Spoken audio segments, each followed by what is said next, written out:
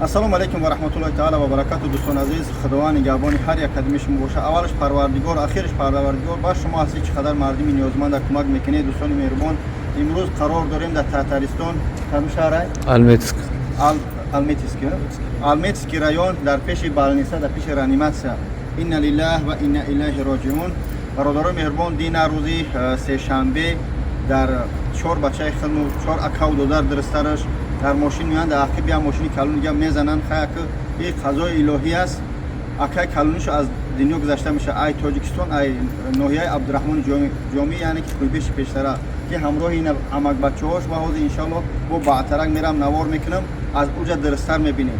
اکی یک گفت میگم چی بابای لنگری چی من هر چی از به خاطر خدا میکنیم. بابای لنگری با از میام مرده دیگه بود ما اومدیم ان شاء الله اخری مسکو. این رئیس دیاسپورای تاجیکو که در همین شهر تاتارستان، یعنی که اکای مرحبا رحمت بر پدر مادر تو برای خدمتاتون. من بسیار شنیدم ای برادر تا اینجا اومدن. این خاطر وقت خوردم مکجونی از خام با شما کن در مردم تاجیک بعد از این شما صحبت میکنم. برادر عزیز چی کار میکنم؟ این تقدیر به دست چی میکنه برای الله میکنه. درود شد. من خطی برادر اسمان امکاشون در خدمت هستیم. شما هم چنین لازمی جمع کردیم ماندیم ان شاء الله با در خدمت هستیم. انا بعد رحمت های پرسولی مسکو هم تلفن کردم، کنسول گنرالی شریف تلفن کرد و دولت مهنت تلفن کرد. انا سیم چهار باشی تلفن داره که چه خدمت باشد مرحمت اگر سماجت تو هست خیلی نروی کنیم. بله. این تقدیر است. خداوند خیلی روزا در اینجا خیلی کنه که خط به حد یک عائله 4 برادر در خیلی سبحان الله این امر دوگی الله.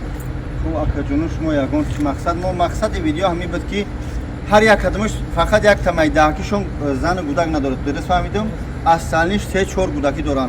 خدا رحمتی یک قربانان شنیدم و خدا رحمت مغفرت کنه که یعنی دوستان عزیز یک چه فراموش نکنید. ما ویدیوهای سوختگی یا در یوتیوب مونده نمیتونیم، فقط تلگرام در اکتای ویدیو میمونم. بدروی اساسی ویدیو را اکتای تلگرام بمونه، چی در کانال اکای بابای لنگری باشه چی در ما اولی ویدیو در چی میاد در کانال میان. خواهش میکنم کارت کدوم تا اکا کارت اکا میاد رقمای همین اکا میاد. خواهش میکنم این مردک عذاب داره با خواستی خدا، یعنی که خواهش میکنم وقت قیمت یا نگیره. هر چیزی هسته به خاطر الله کارت خچونه رقمای خچونه 1 روبل 10 روبل جمع شه. یک بار آیا خوجگی که تو جای اکم نقل کرد، خوجگی فقیرانه کمبغلانه که برادر همه وقت 5 وقته نماز همه وقت بچه‌های مسلمان خیلی پروردگار خودش وعده داده که اگر کسی که در غریبی در راه خدا باشه نماز خوان باشه، اگر 3 وقت 5 وقت نمازش مقصد بجا بیاره و چی بگم مسلمانی حقیقی باشه، ان شاء الله درجه شهید میبره. ان شاء الله باور دارم برادر گذشتگی چی میگن درجه شهید بردگی شخصش که مقصد اونجا 80-90% بگیم سوختگی خاک آیش دست پروردگار. خداوند اگر زنده و سالم باشه عمرش دراز گذشته شوه، خدا چی میگن عاقبت شه قیامت شه آباد بگردونه و برادرایی که با دیگراش ده تایگه هستن شفای کامل به خاطر الله به خاطر فرزندکای ما سون جمع کرده شدیم. رای کردن برادران خیلی خیشون جمع کردن کارتای خچونان اکجونای ای مردمی از خان کنه شما این یعنی خیش دورش تمام خدمت گام میزنیم. هم برادر زاره هم باشه دستگیری کنه که ما در همین خیلی وضعیت بزرگ غلطیدیم. زاره هم باشه دستگیری کنه ما از زمین تا آسمان اشمه میندوریم برادر. خداوند صبر بده به اهل بیتش به خیش توارش. دوستان عزیز بعد این نوار زمان میرم بچه‌ها در جای دیگه کم تر و برتای افتاس استنگا بعد جو بچه‌ها جمع سیا نوارا که جو جمع میکنم. بدرید ویدیوهای اساسی در تلگرام پارتای به خاطر الله یک ایده جمع کنه خدمت که میتونید تو اخرا خدشون باشه. خداوند همه ما را صبر جمیل بده.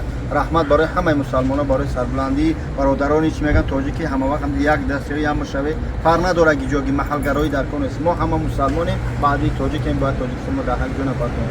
ان شاء الله بعد تماشا کنید ویدیو را. خدا نگهدار. السلام علیکم.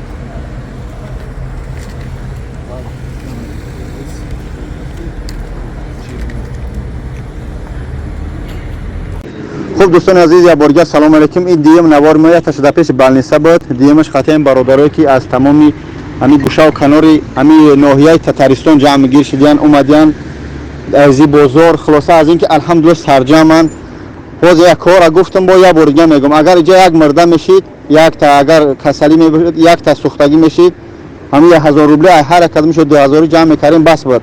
اینجا 4 تا سوختگی یک تا مایید. ما به خاطر خدا از خدمت مسکو خسته اومدیم میخوایم که ҳами 1 сум 2 сум шава барои ҳар як кадомаш 3-4 кӯдакӣ дора ба хоҷагиёша ба аҳли байтша ба ҳам кӯйбеша яъне ноҳияи абдурахмони ҷомеа ҷамъ шад та хоҷа ягон сухан кардани мардуми тоҷикия сухан карда ҳам гап зад овоз мерава онҷо иншоалло. Ассалому алайкум бародаро. این مصیبت خیلی امروز در سر ما شده است. خداوند نگهبان شاه دیگه این روزی که دیگه روز خداوند هیچ که ما مسلمانان را نشانت یا پروردگار گذشته شه جاش جنت کنه و مجبور پروردگار شفاش بده پدر مادرش و خدای مهربان صبر طاقت نصیب روزی بگه. برادرها که خیلی کار کس در غریبی همه میفهمیم همدیگری ما چه که زور میرسه حدیث میآید برای کم که باشه برای یگان بهبودی فرزنداش و یگان خدمتی کردن در درخش انشاءالله پروردگار همون نگهبان شاه خداوند به صبر طاقت میده. آمین. رحمت برای همتون برادرها. از چیست سیت گفتی که برای سرجمی تو از رئیس دیاسپورا تو گفت که چقدر سرجم از سر شدم جه رحمت کنه پدر مادر تو برادرها خواهش میکنم ویدیو را پاک کنه 1 روبل 2 روبل فرق نداره کسی نمیتونه در حق گذشتگان دعا کنه تا این برادرها که کدمش که بیمار شفای کامل کدمش گذشته پروردگار جنت الفردوس نصیب کردن صبر به اهل بیت و به اکاش ان کارتای خچونان رقمای خچونان التماس به هدا زنگ نزنی بتونه کمک کنه و یا همدردی کنه دعا کنه. السلام علیکم رحمت اکا جونو سلامت باشید.